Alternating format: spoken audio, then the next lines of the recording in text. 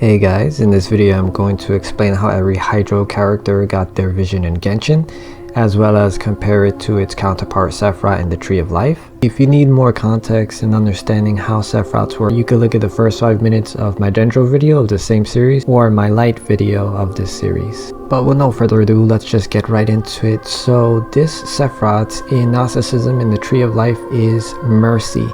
It's supposed to be about loving kindness. Some of its traits are serving others, expanding ideas, empathetic concerns, fairness, peace, and order. It is generous, optimistic, and sociable. In Genshin, this one is justice. So there's already a lot to unpack here before we even move on to how everybody attained their vision, because its egotistical desire in Genshin is justice, but its egotistical desire in Gnosticism is not justice. It's basically mercy, which really isn't contradicting with its resonance or how you even unlock this vision at all, is it? So therefore, this is one of the easier visions to get, unless, however, you aren't really an empathic person, you don't really care about other people or the well-being of other people, then perhaps this vision may be impossible for someone like that to obtain. So anyone who has this vision, sure, it's easy for them, but it's also, they are going to be a very kind soul. You're gonna see this all across the board. Even if these people have a tough exterior and they try to act like they don't care or whatever, it's a con, it's just a lie. They obviously feel completely compelled to help other people because this is the very resonance of their soul. They can't help it. So anyway, even though Fontaine is not released yet, I could make a lot of speculations of what Fontaine is gonna be like just from this bit of data that we got from Gnosticism. So it's a fair assessment to say that they're all going to be really heavily fixated and focused on trying to maintain law and order, to maintain the rules that this society that they built is going by, maintaining that and not changing it, not compromising it. And it doesn't matter about, empathy or mercy or fairness. It's just maintaining this law and nothing really matters. That's what I kind of foresee happening, because that's its egotistical desire in Genshin, which means the majority of the people in Fontaine are not going to be Hydro wielders, as that would be running contrary to its resonance and as well as the key it takes to unlock the Hydro vision at all. And the key to unlocking the Hydro vision is basically empathetic service to others.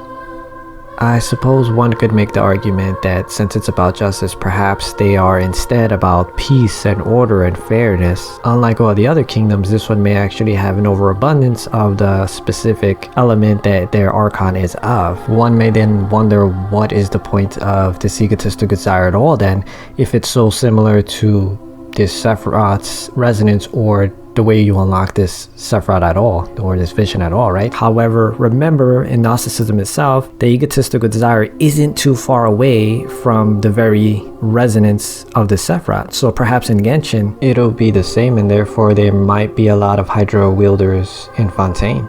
It's possible. Anyway, let's move on to explaining how every Hydro character actually obtained their vision in Genshin. So first is Barbara, and when she first joined the church, she was tasked with looking after a young boy who had an extremely high fever, and nothing Barbara could come up with was actually able to console this boy's relentless tears. Though the boy had already taken his medicine, there was no cure for the pain of missing his family. Someone suggested to Barbara that she sing to him to raise his spirit. Though she had never sung before, she didn't want to abandon this child in his time of need. She felt compelled to do whatever it takes, so she tried to sing to him the only song she knew, which was a lullaby. However, she couldn't remember the lyrics, so instead she just hummed the tune over and over and over again, until her voice was dry and hoarse. The boy, however, was fast asleep at this point. Barbara rested as well in this moment, as she was completely exhausted after all that. However, when she had awoken, her vision was in hand, and the boy was doing much better. This is how she obtained her vision. Next is Mona. Mona was gifted her vision by her mentor, a member of the Hexen Circle, an elite group of witches. However, gifting a vision in Genshin or Gnosticism is like getting gifted a black belt in a form of martial arts you haven't mastered yet. It will do nothing for you. It's just a mark of honor in all honesty. So how did she unlock this vision she was gifted then? It doesn't actually say. However, Mona is the kind of person that she goes out of her way to please people, and it's not with some material motive like she's trying to get more money or she's trying to be liked or whatever. She doesn't care about that. She's just going out of her way for no reason, just because she's simply compelled to. For instance, the way that she speaks to Fishu, when she doesn't have to do this at all. She doesn't even have to even be Fishu's friend. However, she does this without asking for anything in return, because she's not doing it for her. She's doing it for Fishu. Or how she chooses to speak to Klee, just to be kind, just for her. Or how she goes out of her way to use kid gloves when she's reading people's fortunes. She doesn't have to do this, it's not necessary. And she just does it because she feels compelled to, because it is her nature to be kind to other people. This is the Hydro resonance. And therefore her vision could have just been unlocked at any point, doing just the normal thing she does without her realizing that the vision she's carrying in her pocket or whatever has been activated. Next is Nilu, and Nilu's teacher cared deeply for the art of dance, saying that a dancer should convey emotion on stage, and your audience's smiles are their response to the emotion conveyed in your dance. Nilu was aware she wasn't as deeply philosophical as her teacher or as the academia's researchers. However, she practiced hard every day, trying to follow in the footsteps of her teacher. The very first time Nilu went on stage, she was completely immersed in her performance, holding absolutely nothing back. She thought of the wind, the moon, the gentle sound of roses blooming, the feeling of stroking the tail feathers of dust birds, and a myriad of beautiful things that exist in this world.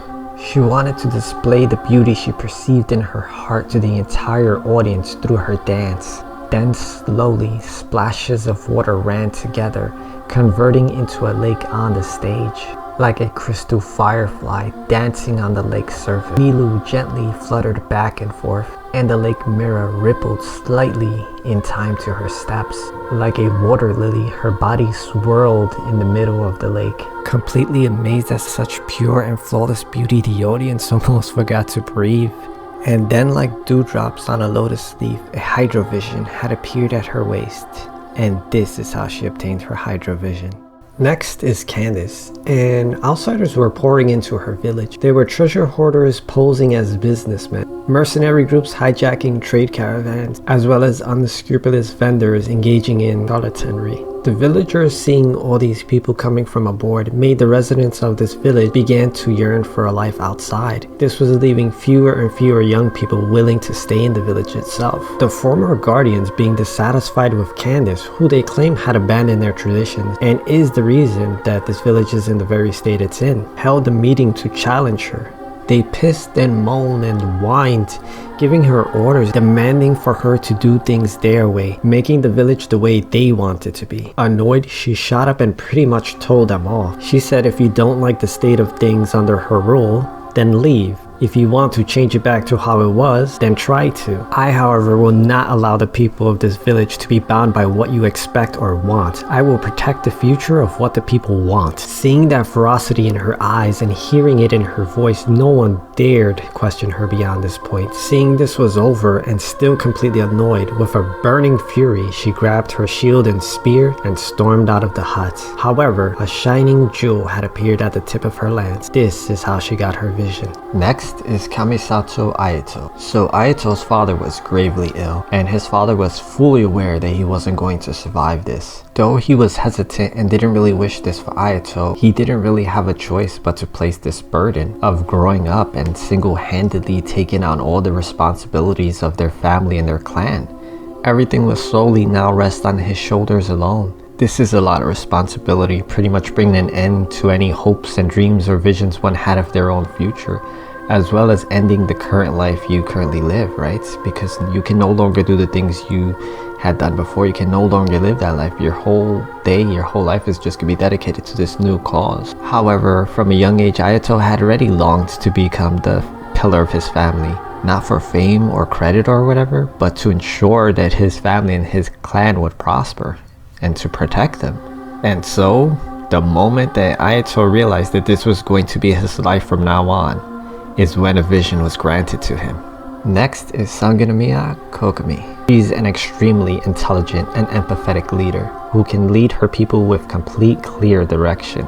And she respects the will of her people and wants them to find their own way, not just impose her views upon them. Just like how the ocean accommodates countless souls for the individual desires and needs, this is how Kokomi wishes to rule. When the vision decree had come about, the resentment of the people had turned their cries into revolt, and Kokomi led them in raising the banner of resistance. Once the war was over, Kokomi turned her attention to her governance and economics because she always wants to help the masses find a better way. She says, "I wish to protect all of Watasumi Island and allow its people to lead happy lives, a life of empathetic service towards others." It was only a matter of time before she had gotten a Hydro vision. However, all the Hydro wielders care a lot about others and try to help them. I feel no one overextend themselves for others as much as Kokomi does. You can hear it in her very voice, the overabundance of empathy she has for others. And so this is why I feel this is not only why she has a Hydro vision, but also why she is likely the strongest candidate to be the Hydro Archon replacement, at least up to this point of me making this video. Next is Yelan, and Yelan is kind of like a secret agent, and she used to work with a small team of people. However, her clever tricks and ingenious traps and the skills that she had to take pride in couldn't solve every problem. And so one by one, she lost each teammate, with her final mission being investigating the abyss, where she lost her final teammate. She eventually found herself completely alone, and for the first time in her life, she stopped. This went on for a long time until Ningguang herself paid Yelan a visit, knowing something must have gone wrong and asking her if she wants to quit. And a long time had passed before Yelan gave her response. She said, "We both made mistakes. We shouldn't have never involved average people." As Ningguang gathered her thoughts to formulate a response, a flash of blue shot towards her, stopping as it passed by her. In a display of great control from an archer, the arrow quickly shattered into pearls of water, broken into glistening shards of light before they touched the ground. Ningguang saw Yelan with bow in hand and blood dripping from her very fingertips. Ningguang, knowing Yelan well, she understood that Yelan must have been training this entire time so that no one else would be put in harm's way again, and from this day forth, all difficult matters would be left solely to Yelan. This is why and how Yelan obtained her Hydro vision. She's taken on the responsibility and this burden all by herself, solely because she doesn't want other people to get hurt. Empathetic service towards others. Next is Xingqiu, and he had studied martial arts and philosophy from a young age because he had dreamed of becoming a chivalrous knight one day. He had questioned, what does chivalry truly mean? Is it listening to your conscience calling you to take action when you see injustice? Or is it simply knowing right from wrong? No, it must have something to do with being a righteous person, he thought. His conclusion is that chivalry simply means be good and do good. And so he occasionally goes out himself to be a hero. One quest you can even aid him in doing just that. He, however, doesn't even want praise or reward. He doesn't even want the people to know that he's even involved with it at all. Another thing to note is that anyone who thinks that chivalrous heroes have some kind of ulterior motive behind their action, like they're doing it for rank or reputation or reward or so on, he blacklists these people, as he feels they are smearing the names of true heroes. So though it doesn't say how his vision was obtained, because of the kind of life he lived, any outing could have granted him one, as he is always doing empathetic acts of services for others. Next and finally, at least for now, is the villainous child Tartaglia. Or is he? So when he was 14, he had run away from home, and he had nothing but a short sword and a bag of bread. After getting lost in a snowy forest and getting chased by wolves and bears, he fell into the abyss, where he met a mysterious swordswoman. For 3 months, that woman taught him how to pass through the abyss unhindered, as well as how to stir up the endless havoc within himself. Later, his mother and sister found him in that very forest. However, only 3 days on the outside had passed for the rest of the world. Anyway, he spread chaos and mayhem as a teen wherever he went. He was always looking for trouble and never shied from a fight, which seems to run contrary to the very Hydro resonance itself. However, one has to not only look at the actions a person does, but the reasons behind those actions to truly understand that person. So how did he go from being a hostile, angry, insecure kid that constantly wants to prove himself to being a compassionate person? I mean, sure, he's on the wrong side, but the reasons. In short, everything he does is in service to his family because he cares for them. Empathetic service towards others. But let's dissect it a bit. So when he first joined the Fatui, it was way back when he was a younger, hot-headed youth. However, somewhere along the lines, his siblings came into being. And then his brain shifted from being a hostile, angry, insecure kid who only cares about his ego to feeling completely compelled to protect and provide for his younger, innocent siblings whom looked up to him. Nothing was more important to him now. This guiding star is why he wouldn't be labeled as a bad guy in Gnosticism, as well as why he was granted a vision.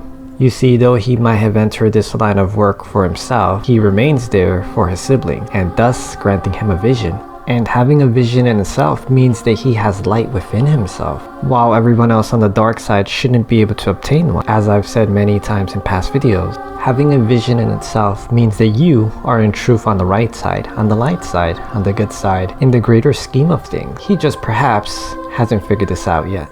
Anyway, that's about it for now, guys. I still got a few more videos to make about how the remaining characters obtain their visions, but that's it for this one. So thanks for watching, guys, and I hope to see you next time.